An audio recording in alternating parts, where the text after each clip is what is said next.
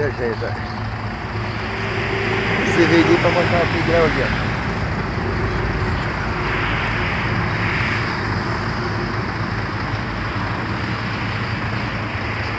Pera aí.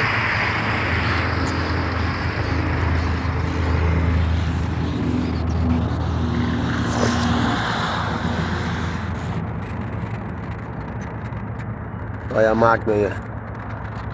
Completaço.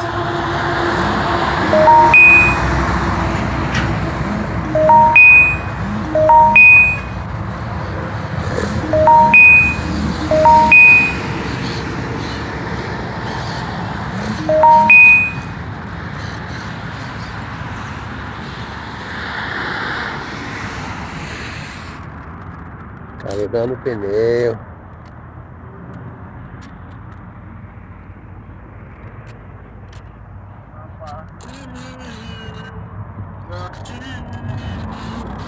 E nunca mais voltou.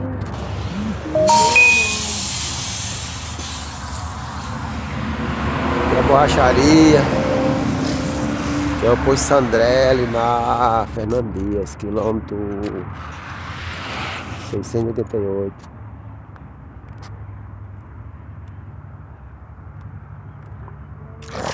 Mostrar o outro lado. Cano de alumínio.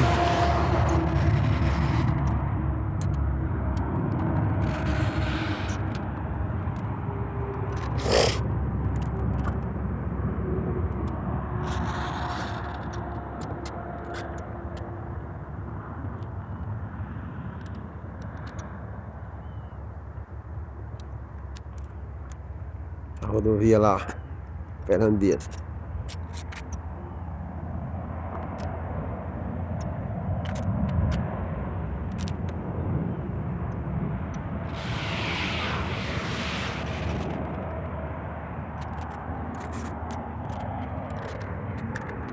Vira aí. Esqueça de se inscrever no canal e dar o postinho para ajudar a gente, viu? Tudo bom, fique com Deus.